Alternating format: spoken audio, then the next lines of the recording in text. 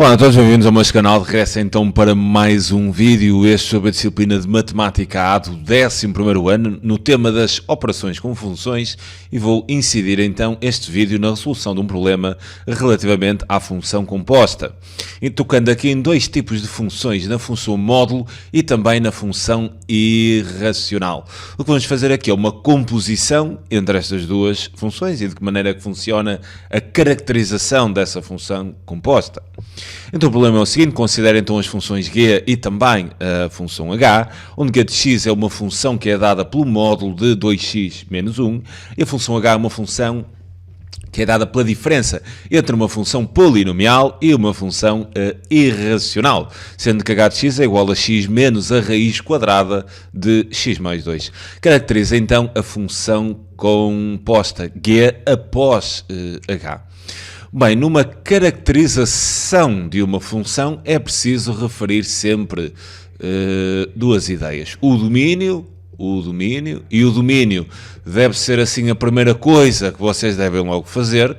Então nós vamos ter aqui o domínio da função composta, g após h, e além do domínio, numa caracterização, obviamente que também temos que explicitar a expressão algébrica, ou seja, a expressão desta função composta g após h. Comecemos então ali pelo domínio e qual é a estratégia para construirmos o domínio de uma função composta. Mas antes de fazer aqui o domínio, o que eu vou fazer é transmitir-vos a ideia como é que podemos passar uma função, como é que podemos escrever uma função que tem módulo sem a utilização do módulo. Então vou recordar aqui assim uma ideia, né? Que isto foi aprendido no décimo ano e eu costumo dar sempre este exemplo assim bastante simples. Imaginem que vocês têm um módulo de mais 5. Como é que vocês determinam o módulo de mais 5? Bem, o módulo de mais 5 é o valor absoluto, quer dizer, a distância do que está dentro do módulo relativamente à origem. Sendo uma distância à origem, por isso é que quando o valor é positivo, há de continuar positivo, ou seja, o módulo de mais 5 continuaria a ser mais 5. Já o módulo de menos 5 teria que dar mais 5 também, porque sendo uma distância deste valor relativamente à origem, essa distância tem que ser positiva. Então, se eu tivesse o módulo de menos 5, isto seria igual ao simétrico, ou seja, quando o que está no interior do módulo é negativo, nós teremos que, numa linguagem assim mais informal, mudar o sinal. Então seria menos 5, ou seja, o simétrico do que está dentro do módulo, de modo a obtermos mais 5. Nesta ideia então, e tentando escrever g, a função g, sem o recurso ao módulo, eu incidiria então assim aqui nesta ideia. Então colocaria g, abriria assim aqui uma chaveta. Reparem que o que eu vou dizer é o seguinte, quer dizer, esta função g há de ser igual exatamente o que têm aqui dentro do módulo, ou seja, 2x menos 1, com a condicionante, ou seja, se exatamente o que estiver lá dentro do módulo, não é o x, mas sim a expressão toda que estiver dentro do módulo, que será 2x menos 1, se isto for maior ou igual a 0. Ou seja, se o que está dentro do módulo for positivo ou 0, eu posso tirar o símbolo do módulo sem me chatear. No entanto, se o que estiver dentro do módulo tiver um valor negativo, e há de haver valores de x para os quais esta expressão há de dar negativa, né? Quando a expressão que está dentro do módulo der um valor negativo, o que eu vou fazer é atribuir o valor simétrico à expressão.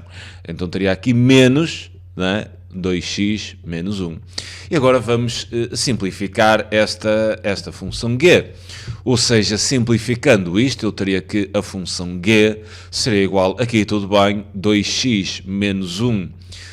E agora vou resolver esta condição em função de x, passava o menos 1 para aquele lado, fica positivo, e passa depois o 2, e então ficaria se x for maior ou igual do que 1 meio, e havemos de ter a expressão simétrica, ou seja, menos 2x mais 1, se o que estiver dentro do módulo for negativo, e resolvendo aqui em função de x, haveria de obter x menor do que 1/2, e desta forma tenho então a minha função g escrita, sem recorrer ao símbolo do módulo. Atenção que este sinal de igual pode estar ou na expressão de cima ou na expressão de baixo, porque, recordando aqui a ideia do módulo, cuja sua representação a nível geométrico será assim uma espécie de V, neste caso, podia ser também assim, mas reparem que o ponto onde o ramo muda, quer dizer, este valor de x, para onde o ramo muda, a abscissa do vértice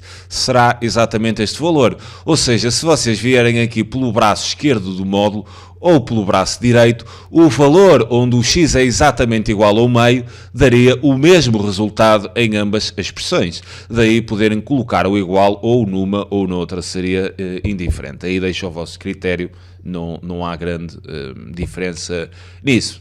Normalmente, por defeito, eu costumo colocar o igual onde a expressão é positiva, mas se quiserem podem colocar onde a expressão é negativa, não há problema quanto a isso. Bem, depois de trabalhar aqui um pouco a função g sem o recurso ao módulo, vou então caracterizar a função composta g após h. Primeiro vou determinar o domínio. E como é que se faz o domínio de uma função composta? Quer dizer, o domínio de g após h há de ser então igual, fazemos aqui uma chaveta, x pertence a r, tal que, quer dizer, reparem que nós temos aqui uma composição entre funções, g após h, há de ser assim uma ideia deste género. Se é g após h, quer dizer que começa primeiro a função h, e a função h há de pegar assim no seu x, né, e há de obter um conjunto de imagem, que será o seu contradomínio, que há de ser h de x. Então, se a função h começa com o seu x, ou melhor, com o seu conjunto de domínio, parece-me faz todo sentido que no domínio desta composta de g após h, o x terá que respeitar o domínio da função h. Então, x pertence ao domínio da função h. Mas calma, nós devemos ter aqui outra condição. E qual é essa outra condição? Pensem nisto. Se é g após h, quer dizer que a função g, o conjunto de partida da função g não será assim o x, não é? O conjunto de partida da função g será o conjunto das imagens, ou seja, o contradomínio da função h. A função g vai pegar como conjunto de partida o contradomínio da função h.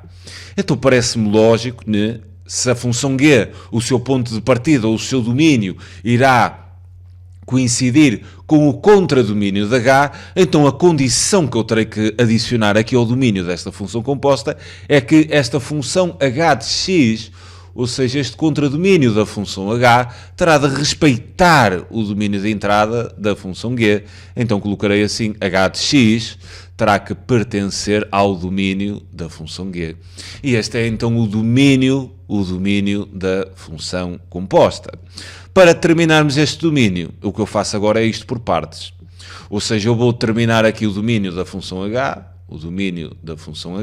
olhando para a função h, atenção, tem ali uma raiz de índice par, então isto seria x pertence a r, tal que, qual é a restrição que temos em funções irracionais, onde o radical é um índice de, o radical tem um índice par, o que está dentro, ou seja, o radicando, não é? Terá que ser positivo. Então terei que colocar aqui, x pertence a r, tal que x mais 2 seja positivo ou zero, não é?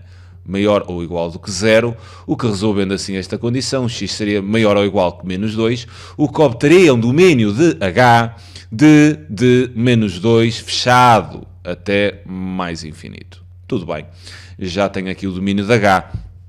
Agora, vou ter que também fazer o domínio de g. O domínio da função g, que é a minha função com o módulo, a nível de restrições do domínio, não as temos, porque não temos denominadores com incógnita.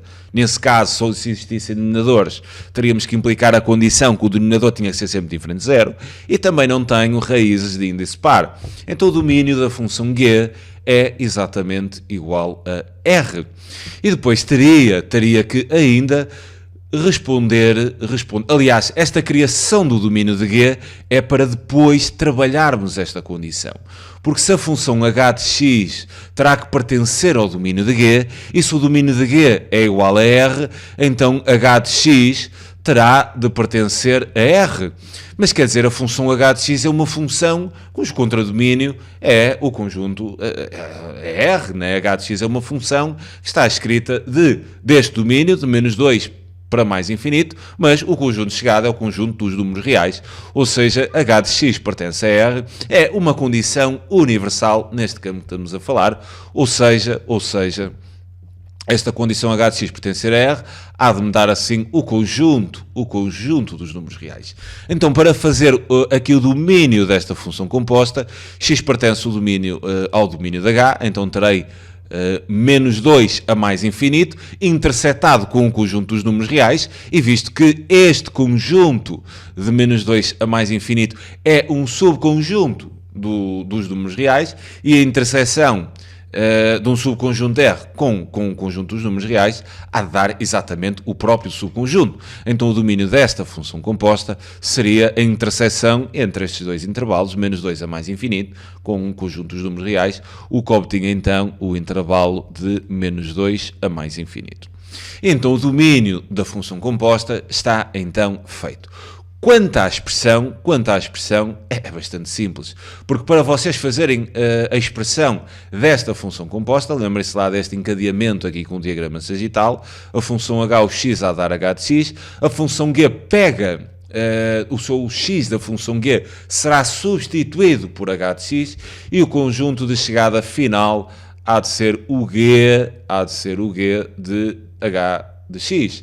E a função composta faz uma passagem direta de g, ou melhor, de x, até o g de h de x. O que quer dizer, quanto à expressão, g após h em x há de ser simplesmente igual a g de h de x. Okay? Como é que se faz isto? Muito simples, dirigimos-nos à função g e onde tivermos o x, vamos substituir o x por toda a função h. No entanto, calma que nós temos aqui uma função por ramos e na expressão desta composta havemos de ter que respeitar o domínio desta composta. Então como é que eu vou escrever a expressão? Vou escrever assim aqui. Então trago também, vou fazer também por ramos, obviamente. E então terei g após h, porque se o x for maior ou igual que o meio, a substituição da função h é feita aqui neste x e vai dar uma expressão. Né? Se o x for inferior ao meio, a substituição da função h será feita aqui e a expressão será ligeiramente diferente. Então tudo bem, g após h, relativamente à expressão, eu vou à função g e onde tenho x, vou substituir por h de x. Ficaria então assim com 2, abrir parênteses, vou substituir então o x por toda a função h, o que seria x menos a raiz quadrada de x mais 2, menos 1, isto se x for maior ou igual do que o meio, né? E vou ter aqui no segundo ramo, menos 2, abrir parênteses, e vou assim colocar a função h, x menos a raiz quadrada de x mais 2, menos 1. Agora cuidado, muito cuidado, é que aqui a função g, quer dizer, este ramo existe para x menor do que o meio. Mas, no entanto, o domínio da nossa função composta é de menos 2 a mais infinito, ou seja, o x aqui da composta, respeitando o domínio da função composta, não pode tomar valores inferiores a menos 2. Então, aqui, cuidado, eu não vou dizer que é x menor do que o meio, mas, quer dizer, se não pode tomar valores inferiores a menos 2, então o x terá de ser sempre maior ou igual a menos 1 meio e menor do que o meio. Cuidado com isto, né? Apesar do domínio de g ser aquele, mas nós estamos na expressão da função composta e temos que respeitar o domínio da função composta. Bem, agora era apenas fazer aqui a simplificação desta expressão. Vou fazer então aqui, g após h, vou simplificar, vou colocar assim noutra cor para que se perceba melhor. G após h, quer dizer, aqui faço a distributiva, né? Então terei 2x, 2 vezes menos 1, menos 2 raiz quadrada de x mais 2, isto menos 1. Em baixo vou fazer também a distributiva e obterei menos 2x, menos com menos dá mais, então mais 2, raiz quadrada de x mais 2, também menos 1. Obviamente aqui se x for maior ou igual do que o meio, e aqui neste segundo ramo, se x estiver compreendido, ou seja, maior ou igual que menos 2, mas inferior a 1 meio. E então desta forma obtive a expressão desta função composta. Agora, para escrevermos mesmo a caracterização, devemos obedecer assim uma estrutura. Quanto à caracterização,